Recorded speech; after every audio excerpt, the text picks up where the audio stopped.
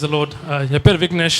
நான் லண்டனில் வந்திருக்கேன். நான் 2020-21 சமயத்தில் ஆண்டவர் கிருபையினால பிஇ மெக்கானிக்கல் இன்ஜினியரிங் முடிச்சுட்டு எம்எஸ்சி முடித்தேன். அந்த சமயத்தில் ஒழுங்காக எனக்கு வேலை கிடைக்கல எனக்கு. ஸோ இந்த ப்ரேயர் டவர் ஃபோன் அடிச்சு அம்மா ப்ரே பண்ணுவாங்க. ஆண்டவர் கிருபையில் நல்லபடியாக அங்கே ஒரு கவர்மெண்ட் வேலை ஐடியிலே கிடச்சிச்சு எனக்கு. நல்ல ஒரு வேலை நல்லபடியாக ஆண்டவர் வச்சிருக்காரு. நிறைய பேர் சாட்சி சொல்லும் போது எனக்கு ஆசையாக இருக்கும் ஒரு நாள் மீட்டிங் வரணும். இதான் முத வாட்டி மீட்டிங் வந்திருக்கேன். இவ்வளோ தூரம் வந்து என்னை இங்கே நிற்க வச்சு சாட்சி சொன்னதுக்காண்டி நன்றி. எல்லாருக்கும் வணக்கம். அல்லேலூயா. என் பேர் சந்திரா. நான் ராயபுரத்துலேருந்து வரேன். என் பேரன் ரொம்ப நாளாக 8 மாதமாக கப்பல் ஏறாதே இருந்தால் ரொம்ப கஷ்டமாக இருந்தது. ஐயா கிட்ட இருந்து ஜெபிச்சுட்டு போனேன். அவன் உடனே நல்ல ஒரு கம்பெனி கப்பலாக ஏறிட்டான். மேலே என் மகளுக்கு 7 மாதமாக ஒரே இருமல் உடவேல். எத்தனை டாக்டர்கிட்ட போனாலும் நல்லா ஆகலை. அப்போ நான் இங்கே வந்து சாட்சி சொல்லணும்னு வேண்டியிருந்தேன். இப்போ நல்ல சுகமாக இருக்கிறா. ஜெபிச்ச ஐயாவுக்கும் நன்றி, ஆண்டவருக்கு கொடான கொடி நன்றி.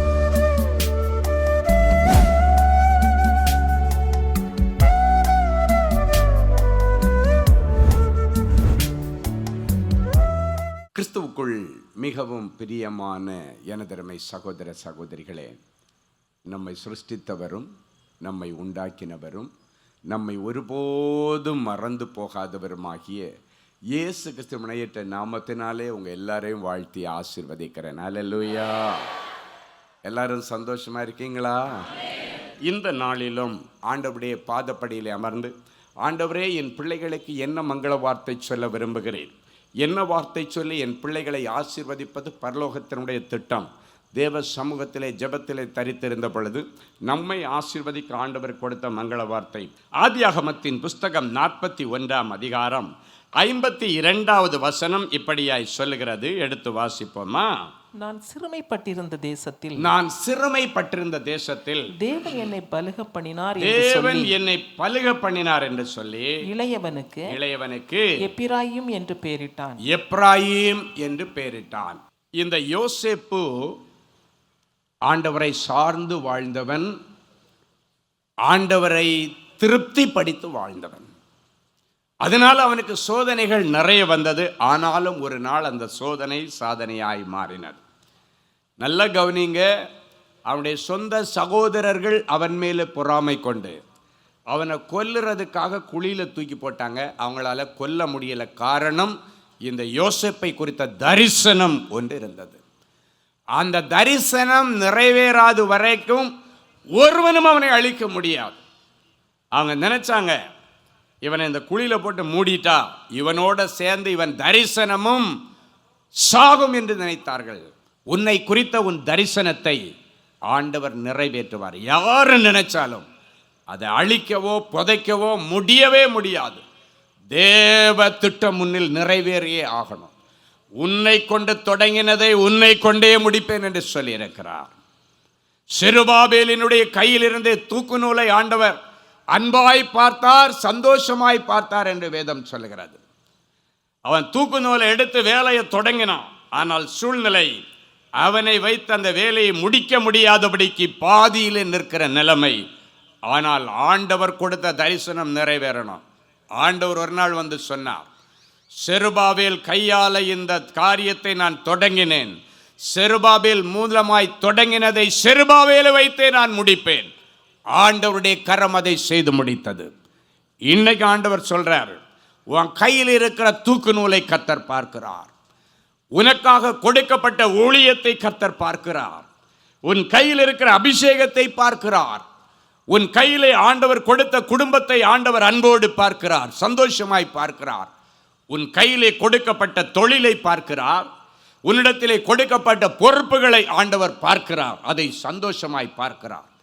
அந்த காரியங்களை நிறைவேற்ற முடியாதபடிக்கு எத்தனை பேர் தடுத்தாலும் சரி, தரிசனம் நிறைவேறிய ஆகும். ஆண்டவர் சொன்னபடி செருபாபேல் மூலமாய் தொடங்கினதை அவனை வைத்தே நான் நிறைவேற்றி முடிப்பேன் என்று சொன்னவர். எதெல்லாம் உனக்கு பாதியில் நிற்குதோ எல்லாத்தையும் நிறைவேற்றி தருவான். யோசேப்பனுடைய தரிசனத்தை எல்லாம் நிறுத்திடலான்னு நினைச்சாங்க. இல்லை, அதில் ஒருத்தன் பண ஆசையில் சொல்கிறான். அந்த சகோதரரில் ஒருத்தன், இவனை குழியில் மூடி என்னடா பிரயோஜனம், அட்லீஸ்ட் இவனை யார் கையிலாவது வித்தாலாவது காசாவது வரும், காசும் வரும், இவனை நாடு கடத்திடலான்னு சொல்லி ஆடு மாடு கோழி டேபிளை விற்கிற மாதிரி, ஃபேனை விற்கிற மாதிரி, சேரை விற்கிற மாதிரி உயிருள்ள தன் சகோதரன், அவங்க தகப்பனுக்கு மிகவும் அன்பான சகோதரனை வேலைக்கு வித்துட்டான். அவன் அங்கே இருந்து எகிப்து தேசத்திற்கு போகிறான். எகிப்து தேசத்தில் ஒருத்தன் பணம் கொடுத்து வாங்குற ஒரு அதிகாரி, ஒரு பெரிய அதிகாரி. இப்போ அந்த அதிகாரி கண்கள் ஆண்டவர் தயவு கொடுக்கிறார். ஆனால் அங்கே மறுபடியும் ஒரு சத்திய சோதனை. அந்த அதிகாரியுடைய மனைவி இவனை பாவத்திற்கு வலுக்கட்டாயமாக இழுக்கிறாள். ஆனால் அவன் உப்பு போட்டு சாப்பிட்ட அந்த சாப்பாட்டுக்கு நன்றி உள்ளவனாக இருக்க விரும்பினான். என்னை விலை கொடுத்து வாங்கினேன், என் முதலாளிக்கு நான் துரோகம் பண்ணக்கூடாது. அது மட்டும் இல்லை, என் ஆண்டவர் தங்குகிற இந்த ஆலயத்தை நான் தீட்டுப்படுத்த மாட்டேன். வாய்ப்பு கிடைச்சும் வாய்ப்பை தூக்கி எறிஞ்சிட்டு வந்தான். பழி இவன் மேலே போடப்பட்டது. அவள் தான் இவனை தப்பாக இழுத்தா. ஆனால் காரியத்தை மாற்றி, பிளேட்டை மாற்றி போட்டுட்டா எல்லாருக்கும் முன்னால். இவன் என்கிட்ட பாவம் செய்ய வந்தான். அவன் அவளுடைய புருஷனையே நம்ப வச்சிட்டான். கொண்டு போய் ஜெயிலில் போட்டாங்க. எல்லாரும் நினச்சாங்க ஜெயிலில் அவனுடைய கதை முடிச்சு. ஏன்னா அவங்க அண்ணன் தம்பியோ, அப்பாவோ, அம்மாவோ, உடன்பிறப்புகளோ, சித்தப்பாவோ, பெரியப்பாவோ யாரும் இந்த தேசத்தில் கிடையாது. எல்லாரும் கானான் தேசத்தில் இருக்கிறாங்க. இப்போ பாருங்க, அவனுக்கு ஜாமீன் எடுக்கக்கூட ஆள் இல்லை. ஏன்னா இவன் இந்த ஊரில் இருக்கான்னு அவங்க அப்பாவுக்கு தெரிஞ்சாலாவது ஏதோ வந்தாவது காப்பாற்றுவாருன்னு சொல்லல. அவங்க அப்பாவுக்கு இவன் செத்து போயிட்டான்னு போய் நாடகம் ஆடி எல்லாம் சொன்னாச்சு. அவனுடைய உடன்பிறப்புகள் குடும்பத்தாரை பொறுத்த வரைக்கும் யோசேப்பு செத்து போயிட்டான், அவ்வளோதான். அப்போ யார் வர முடியும்? செத்து போன ஒருத்தருக்கு யார் வந்து ஜாமீன் எடுக்க முடியும்? முன்ன முடியாத சூழ்நிலையில் அவன் ஜெயிலுக்குள்ளே கிடந்தான். அந்த தரிசனம் நிறைவேறுகிற நாட்கள் வருகிறது. என் அன்பு தேவனுடைய பிள்ளைகளே, ஆண்டவர் அவனை வெளியே கொண்டு வர்றதுக்காக தான் ராஜாவுக்கு ஒரு சொப்பனத்தை கொடுத்தார். சும்மா ஒன்று ராஜாவுக்கு சொப்பனத்தை கொடுக்கல. இவனை வெளியே கொண்டு வர்றதற்காக ஆண்டவர் எடுத்த ஒரு முடிவு தான் இந்த சொப்பனம். அந்த சொப்பனத்தில் ஒரு பெரிய பஞ்ச காலம் அந்த தேசத்துக்கு வரப்போது எல்லாத்தையும் வச்சு ஒரு சொப்பனம் கொடுத்தாச்சு. யாராலையும் சொப்பனத்துக்கு விளக்கம் சொல்ல முடியல. ஏன்னா அதனுடைய சாவி, சொப்பனத்தை திறக்கக்கூடிய சாவி யோசேப்பிட்ட கொடுத்து வச்சிருக்காரு ஆண்டவர். அவனை வெளியே கொண்டு வர்றதுக்கு அதுதான் வழி. முந்தின நாள் ராத்திரி ஜெயில் சாப்பாடு, ஜெயிலில் உள்ள ட்ரெஸ்ஸு, அடுத்த நாள் காலையில் ராஜரீக வாழ்க்கை. முந்தின நாள் ஜெயிலில் படுக்கிறான், அடுத்த நாள் காலையில் அரண்மனையின் உச்சத்திலே படுக்கிறான். முந்தின நாள் ஜெயில் ட்ரெஸ் போட்டுட்டு இருக்கான், அடுத்த நாள் காலையில் ராஜவஸ்திரம் தரித்து நிற்கிறான். முந்தின நாள் வரைக்கும் எல்லாருக்கும் பணிவிடை செய்துட்டு இருக்கிறான், அடுத்த நாள் காலையில் அவனுக்கு பணிவிடை செய்ய எக்கச்சக்கமான ஜனங்களை கொடுத்தார்கள். ஜெயில் சாப்பாடு சாப்பிட்டவனுக்கு ராஜபோக சாப்பாடு ஆண்டவர் கொடுத்தார். எதனால கொடுத்தார்? ஆண்டவர் மேலே வைத்திருந்த பக்தி வைராக்கியம், பரிசுத்த வைராக்கியம். உயிரே போனா கூட சரி, நான் தப்பு பண்ண மாட்டேன், பாவம் பண்ண மாட்டேன், என்ன வேணுமோ பண்ணிக்கோ. என்ன பண்ணுவேன்? ஜெயிலில் போடியா, கொல்லுவியா, கொன்னுட்டு போ, நான் செத்தாலும் பரலோகத்துக்கு தான் போவேன். ஒரு வைராக்கியம் நிறைந்த ஒரு இருதயம். இன்றைக்கு அந்த வைராக்கியத்தை கர்த்தரிடத்தில் எதிர்பார்க்கிறார். நீ வைராக்கியத்தோட இருந்தேன்னா ஆண்டவர் உனக்காக அந்த இடத்துல ஏதோ ஒரு பெரிய காரியத்தை செய்ய போகிறார். கண்டிப்பாக செய்வார். என்ன நடந்தது தேவனுடைய பிள்ளைகளே? அவனை வெளியே கொண்டு வந்து அந்த எகிப்து தேசம் முழுவதற்கும் அதிகாரியாக்கினது மட்டும் இல்லை, அடுத்து இந்த ராஜா என்ன யோசிக்கிறாருன்னா, அந்த ராஜா ஒரு கிறிஸ்தவ ராஜா இல்லை. நல்ல கவனிங்க, ஆண்டவர் எப்படியெல்லாம் மனுஷர் கண்களில் தயவை கொடுத்து அவனுடைய லைஃப்பை செட்டில் பண்ணுறாரு பாருங்க. ஜாமீன் எடுக்க ஆள் இல்லை, ஜாமீனே இல்லாமல் வழக்கிலிருந்தே விடுதலை பெற்று அதே தேசத்திற்கு அதிபதியாக மாற்றார். அது ஆண்டவருடைய விளையாடல்களிலே ஒன்று. இன்னொன்று, அடுத்தது இங்கே வந்தாச்சு. வந்து நல்லபடியாக ராஜாவுக்கு அந்த சொப்பனத்தை எல்லாம் சொல்லி அந்த தேசத்தினுடைய பஞ்சகாலங்களில் எப்படி அந்த தேசத்தை காப்பாற்றுறதுன்னு தானியெல்லாம் எடுத்து எல்லாத்தையும் ஞானமாக ஆண்டவர் செய்தாச்சு.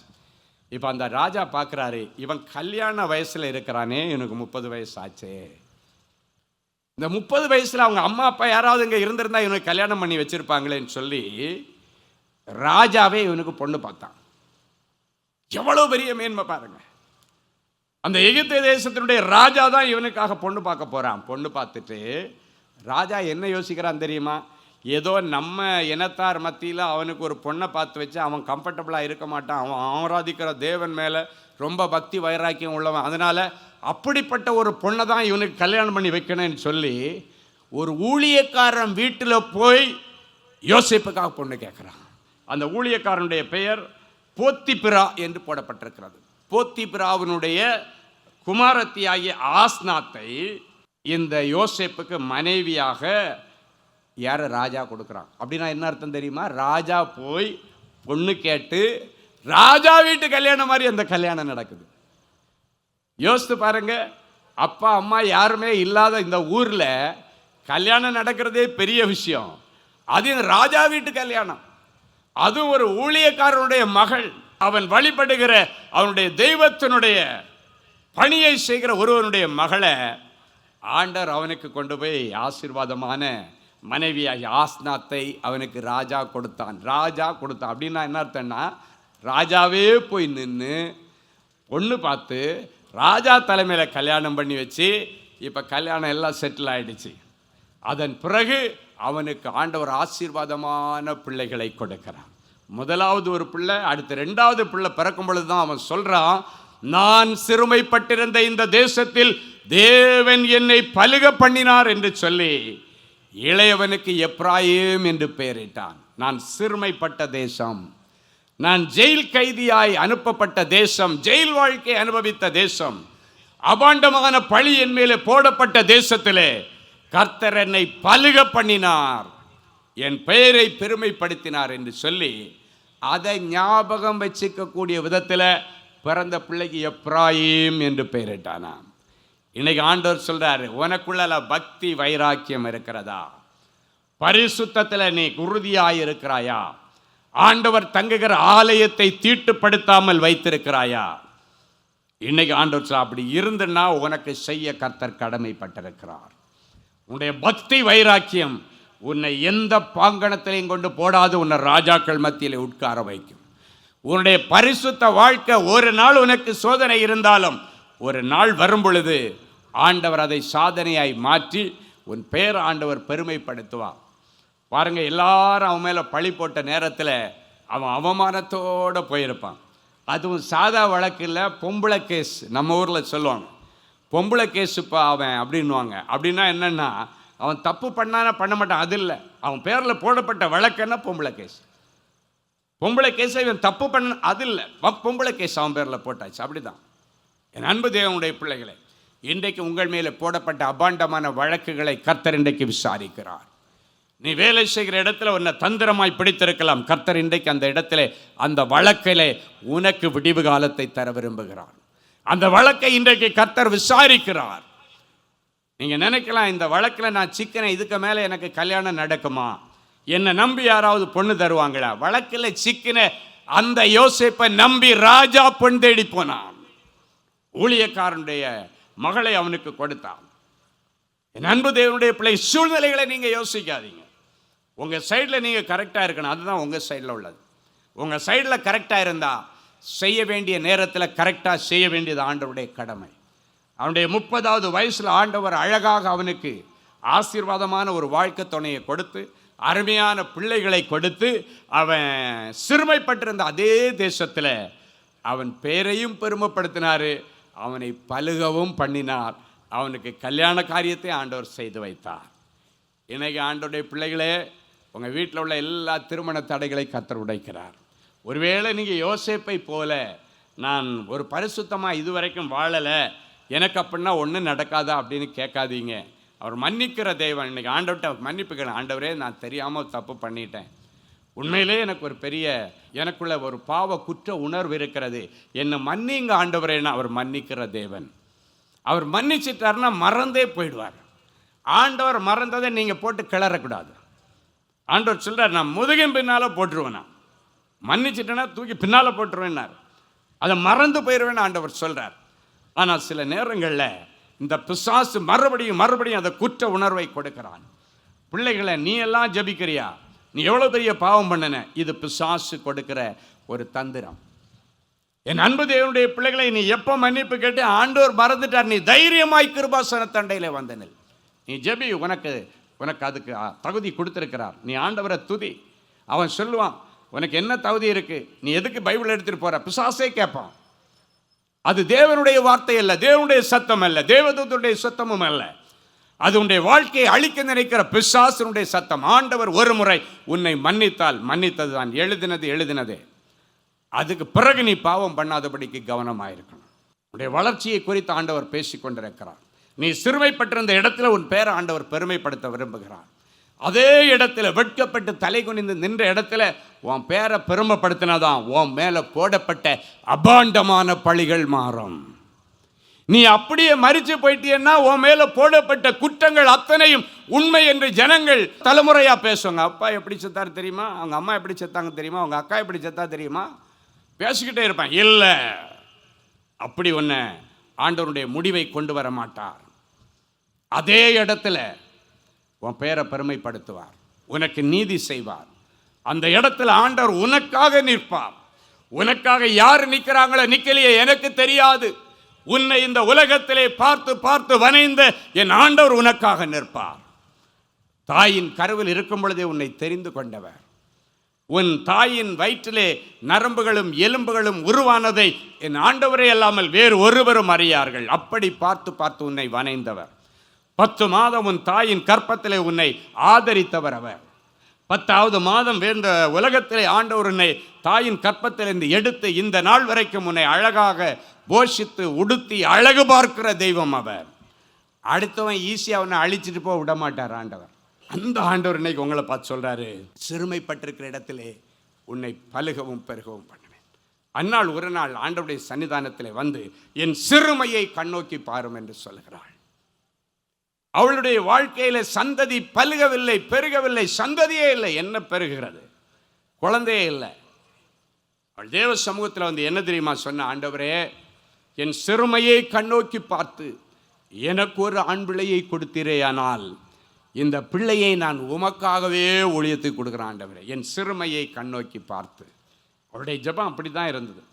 இன்னைக்கு ஒருவேளை உங்களுக்கு ஒரு ஆசீர்வாதமான பிள்ளை இல்லைன்னு ஆண்டவரிடத்தை சொல்லுங்க, ஆண்டவரே எல்லாரும் என்ன சிரமப்படுத்துறாங்க. அவளை சிரமப்படுத்தினதில் மெயின் ஆள் அவளுடைய சகோதரியாகிய பெனின்னாள். அவள் தான் அவளை சிரமப்படுத்துறா, குத்தி குத்தி பேசுகிறாளாம். பைபிளில் சொல்லப்பட்டிருக்கிறது, அவளுடைய மனம் அடிவடையும்படி பேசுகிறாள். அப்படின்னா மனசு வேதனைப்படும்படி குத்தி குத்தி பேசுறது, இருதயத்தில் வேதனை. ஆண்டவரே இந்த ஆசீர்வாதம் இல்லாததுனால தானே இவங்க எல்லாம் என்ன வாய்க்கு வந்தபடி எல்லாம் பேசுகிறாங்க ஆண்டவரேன்னு. இப்பொழுது எப்படி ஆண்டவரை தேடி வந்திருக்கிறீர்களோ அதே போல் ஒரு நாள் அவள் தேவ சன்னிதானத்திலே வந்து அழுதாள், என் சிறுமையை கண்ணோக்கி பாரும் ஆண்டவரே. ஒரு ஆம்பிள்ளையை கொடுத்தீங்கன்னா, குழந்தையை கொடுத்தீங்கன்னா நான் அந்த பிள்ளையை உங்களுக்கே கொடுக்குறேன். அவருடைய சிறுமையை கண்ணோக்கி பார்த்து அதே தேசத்திலே அவளை பலுகவும் பெருகவும் பண்ணினார். அவள் ஒரே ஒரு குழந்தையை கேட்டா, ஆண்டவர் கொடுத்த ஒரு ஆம்பிள்ளை கொடுத்தது மட்டும் இல்லை, அதுக்கப்புறம் அடுக்கடுக்கான பெண் பிள்ளைகள் ஆண் பிள்ளை லைனாக ஆண்டவர் கொடுத்துட்டே இருக்கார். ஏன்னா நம்முடைய ஆண்டவர் நீ நினைத்ததற்கும் வேண்டினதற்கும் ஜெபித்ததற்கும் மிகவும் அதிகமாய் செய்கிற ஆண்டவர் இன்னைக்கு உங்களுக்கு அப்படியே செய்வார். நீ சிறுமைப்பட்டிருந்த இடத்துல உன்னை பலுகவும் பெருகவும் பண்ணுகிற ஆண்டவர். ஹல்லேலூயா. ஆண்டவரே இஸ்ரவேல் ஜனங்களுடைய சிறுமையை கண்ணோக்கி பார்த்து ஒரு புதிய வாழ்க்கையை அவங்களுக்கு கொடுத்த தேவனே, என் பிள்ளைகளுடைய சிறுமையை கண்ணோக்கி பார்த்து இவருடைய தரித்திரம் நிறைந்த அந்த வாழ்க்கையை விட்டு இவங்களை தூக்கி எடுத்து, இவர்களுடைய அடிமைத்தனத்தின் வாழ்க்கையை விட்டு தூக்கி எடுத்து, என் பிள்ளைகளை பாலும் தேனும் ஓடுகிற நலமும் விசாலமுமான ஒரு வாழ்க்கை என் பிள்ளைகளுக்கு கொடுப்பீராக. இன்றைக்கு ஒரு டிரான்ஸ்ஃபர்மேஷன் முதல்ல ஆவியில வரட்டும், ஆவியில ஒரு மாற்றம் வரட்டும். அதை தொடர்ந்து வாழ்க்கையில மாற்றங்களை கர்த்தர். உன்னுடைய திரளான பாவங்கள் உனக்கு மன்னிக்கப்பட்டது. தர்சிஷின் குமாரனே, குமாரத்தியே, பாய்ந்து செல். இனி உனக்கு வாழவோ முன்னேறவோ அணையும் இல்லை, தடையும் இல்லை என்று கர்த்தர் சொல்லுகிறார். திறந்த வாசலை என் பிள்ளைகளுக்கு முன்பதாய் வைத்திருக்கிறேன், இனி அதை ஒருவனும் மூட முடியாது. பாதாளத்தின் திறவுகோல்கள் என் பிள்ளைகளை மேற்கொள்ளாதபடிக்கு என் பிள்ளைகளை தூக்கி ராஜாக்களோடும் பிரபுக்களோடும் உட்கார வைத்து மகிமையுள்ள சிங்காசனத்தை தார். ஆண்டவரே என் பிள்ளைகளுக்கு நிரந்தர வேலைக்கு வழி திறந்து தாருங்கப்பா. என் பிள்ளைகளுக்கு சம்பளம் பத்தல ஆண்டவரே, வருமானம் பத்தல, தொழிலில் வர்ற வருமானம் பத்தல ஆண்டவரே. என் பிள்ளைங்க கடன் வாங்கி கடன் வாங்கி கடன்ல அழிஞ்சிட்டு இருக்காங்க. நாளைக்கு எந்த கடன்காரனுக்கு என்ன பதில் சொல்றதுன்னு யோசித்து யோசித்து வருஷங்கள் ஓடிட்டு இருக்கப்பா. இதை யோசித்து யோசித்தே என் பிள்ளைகள் வயசு ஏறிட்டு போகுதுப்பா. ராத்திரி தூங்கினா தூக்கம் வரல. கடைக்காரனுடைய மிரட்டல் என் பிள்ளைகளுக்கு முன்னால வந்து பிள்ளைகளுடைய தூக்கத்தை கெடுத்து பிள்ளைகளை கண்ணீர் வடிக்க வைக்குது ஆண்டவர். என் பிள்ளைகள் தெரிஞ்சோ தெரியாமலோ ஞானம் இல்லாம இவ்வளவு பெரிய கடன்ல மாட்டிட்டாங்கப்பா. இந்த ஒரே ஒரு முறை அதுல இருந்து என் பிள்ளைகளை மீட்டு எடுத்திருக்கப்பா. என் பிள்ளைகளால முடியல ஆண்டவர், முடியலேன்னு உங்ககிட்ட கை தூக்கிட்டு நிக்கிறாங்கப்பா. என்னால முடியல ராஜா, எனக்கு ஹெல்ப் பண்ணுங்க ஆண்டவரு. எபினேஸ்வர் என்றால் உதவி செய்கிற தேவன் என்று சொன்னீர்.